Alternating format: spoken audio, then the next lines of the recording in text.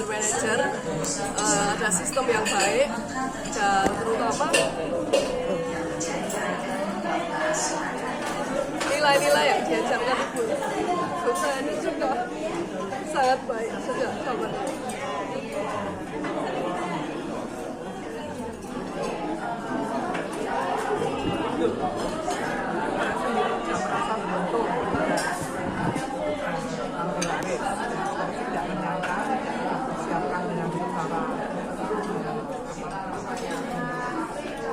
ambisi menjadi pengalaman alami.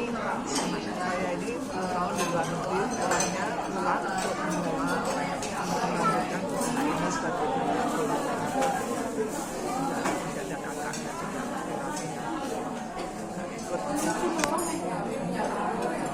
iya. Akhirnya manajemennya ala kekeluargaan alami, keluargaan. Tapi cukup ini ya cukup profesional, artinya sekarang tuh dilanjutkan kemudian profesional lagi karena pakai tim. Nggak mencoba untuk waralaba atau friend size? Nggak ke situ ya, nggak ada hati ke situ. Saya sendiri nggak pernah tertarik. Kalau waralaba kan enggak, sifatnya agak musipan gitu ya. Apa itu tren nggak, kamu kayaknya lebih ke mempertahankan tradisi. Maksudnya untuk semacam penambahan modal dari pihak ketiga nggak perlu ya? Kalau waralaba kan Nggak berani.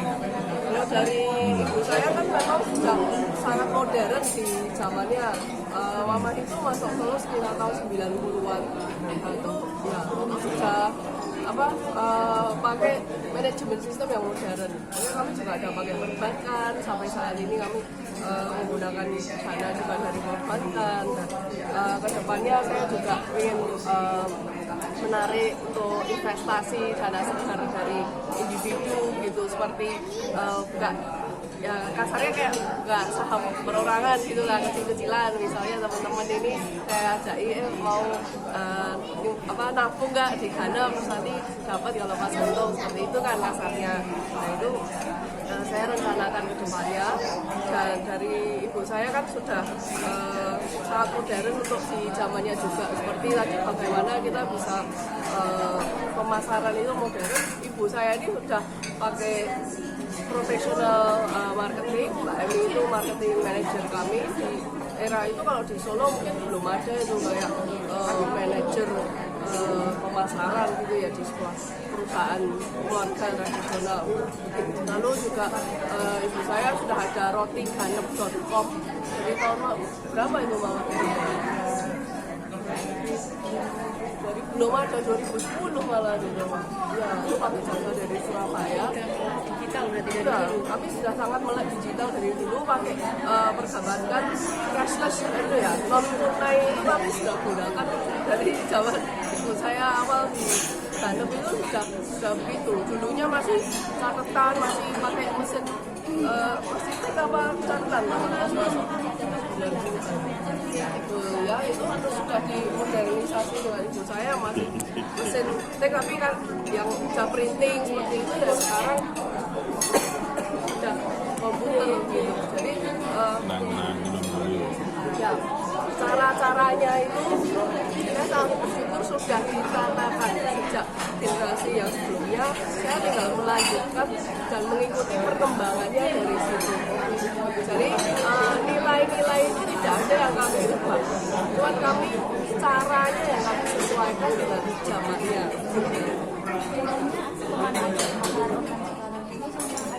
Bahkan yang tadi juga beberapa poin sudah dijabarkan oleh Mbak Emi. Jadi kalau pemasarannya dengan online itu jadi nggak terbatas toh Mbak. Nah tinggal kita tuh gimana menyampaikan ke potential customer bahwa kami itu ada online ya, seperti itu. Jadi misalnya besok Kamis ini saya berangkat ke Singapura untuk melihat Expo F&B di sana, FHA namanya. Nah itu kan saya di situ terus saya ngobrol sama orang, Terus saya bilang, ya nanti bisa dicek digital showcase kami di rotihanik.com dan lain-lain. Jadi untuk ekspor kami juga sebenarnya sudah siap dan kapasitas ya sesiapnya kami saat ini, tapi masih ada rencana untuk lebih besar lagi kapasitasnya gimana kalau dapat bayar ekspor. Mbak, mungkin bisa diceritain yang Darsa Marme itu konsepnya seperti apa dan mulai dari kapan? Ya, ini idenya mas saya sejak Mbak Emi. Darsa Marme udah berapa tahun ya? 2016 sejak Mbak Yona belum gabung. Ya, saya kan sendiri baliknya 2018. 2016 sudah ada.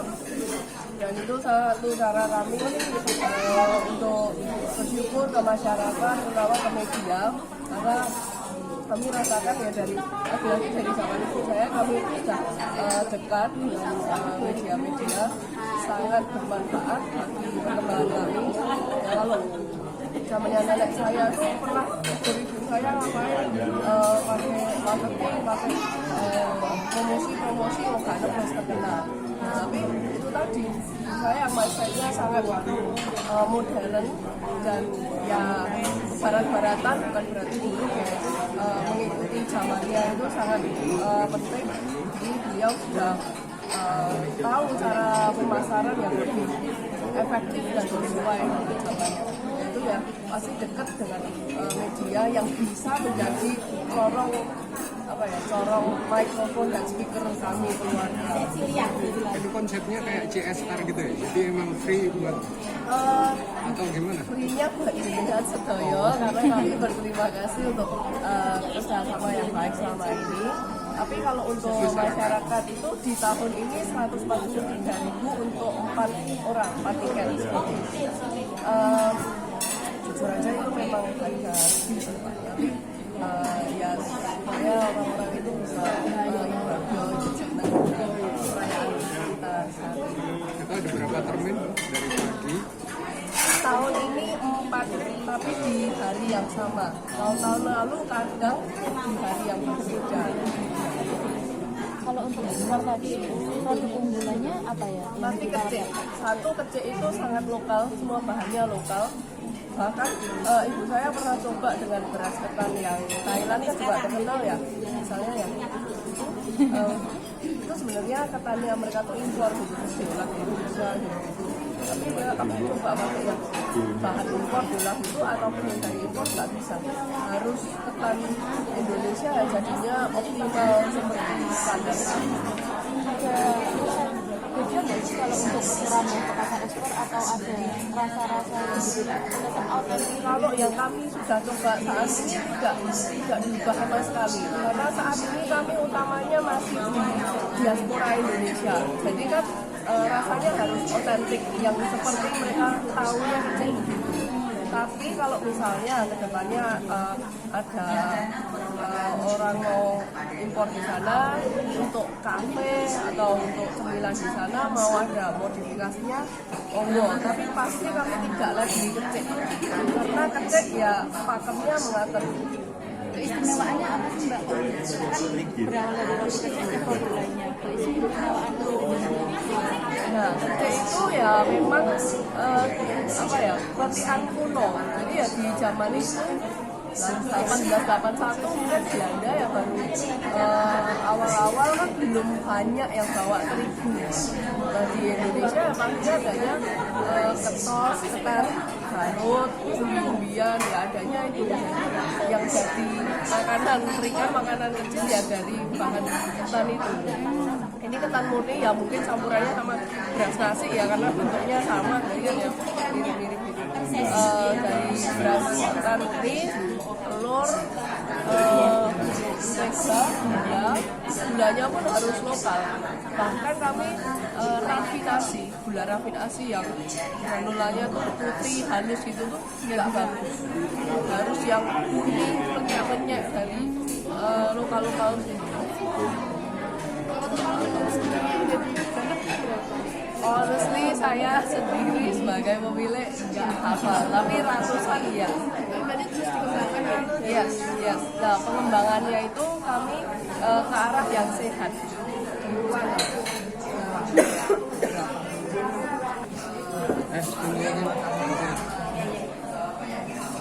Ini kan rekanan banyak yang sudah dari zaman nenek saya, dari ibu saya ini sudah bekerja sama kayak produsen brem itu dari desanya sana sudah bekerja sama. Itu kan semua lokal, semua ya segar. Namanya ibu saya ke atas itu tahunya kalau telur itu ya telur dari ya putih kecil, maksudnya telur ayam kampung zaman sekarang belum ada telur ayam lebar yang bisa gede gitu. Makin kesininya kan makin banyak bahan tambahan pangan lah yang kimia dan dari produk-produknya sendiri yang banyak tambahannya lah. Kami itu pengennya sebenarnya ya biar jualan kami itu juga menyehatkan masyarakat gitu. Yang makan itu kami nggak tega kalau menyajikan yang ya nggak menyehatkan aja, bahkan ya kami nggak mau makan. Kami sendiri kan juga sangat fokus kesehatan ya, kalau kami nggak mau makan ya pasti kami kasih orang untuk makan. Jadi fokus kami itu produknya sehat seminimal mungkin bahannya, dan terutama kalau kita bilang terigu ya itu kan impor ya, itu sudah ada anti kempalnya, ngawetnya, putihnya. Jadi kami minimalisir, makanya kami bolunya itu kami usahakan sebanyak mungkin bikin produk bolu dari Garut.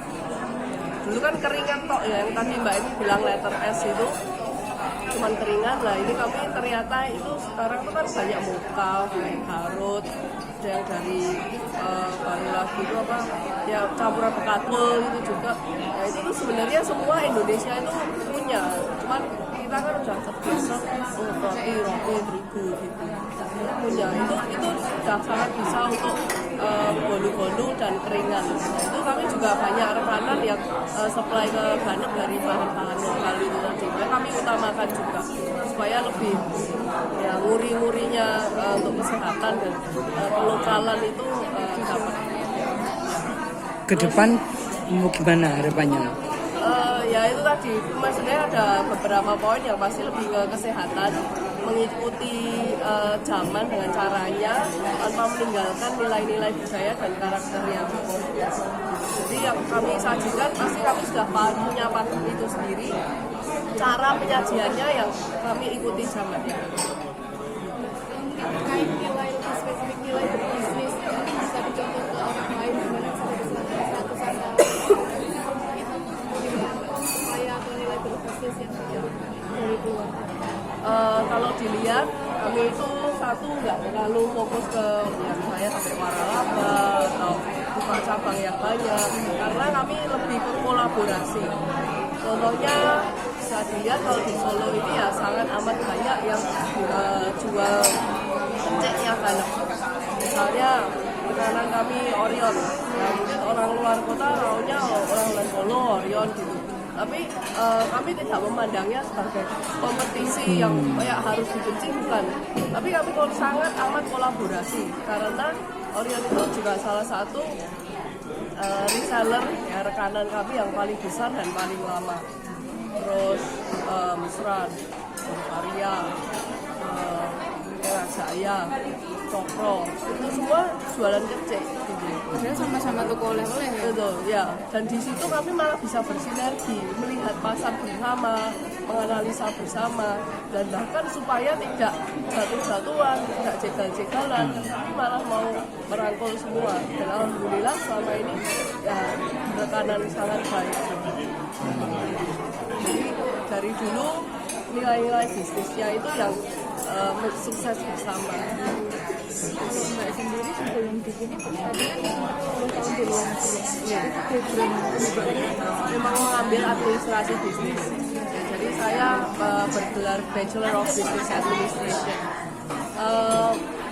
Kelihatannya saya ke situnya itu pikirannya sih bukan untuk meneruskan Ganep, tapi ya saya cocoknya di situ dan saya melihat kalau saya belajar untuk sayanya kalau saya belajar tentang bisnis itu semua kehidupan masyarakat tuh bisa disentuh dari situ juga gitu. Semua barang, semua jasa itu kan bisa diuangkan, bisa dinominalkan saat kita tahu bagaimana caranya. Harapan bisnis mungkin lagi.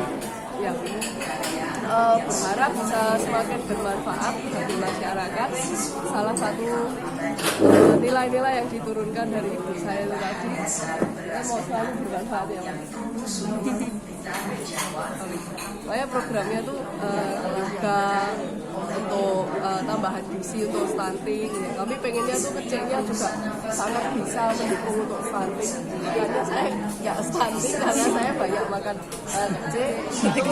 Dari kecil. Sangat bagus buat pertumbuhan gizi anak-anak. Makanya kenapa kami juga sangat push ke balita, karena kalau semakin sekarang makanan balita itu semakin lembek, semakin tipis, semakin manis, itu gak bagus buat seluruhnya aja gak bagus gitu. Jadi kecil ini sudah sangat pas ya. Bisa dibilang kalau di negara barat itu baby cookies ya, apa kue bayi itu. Jadi harusnya malah bukan yang keras, malah bisa yang dicokot-cokot gitu, baru apa agak lama gitu.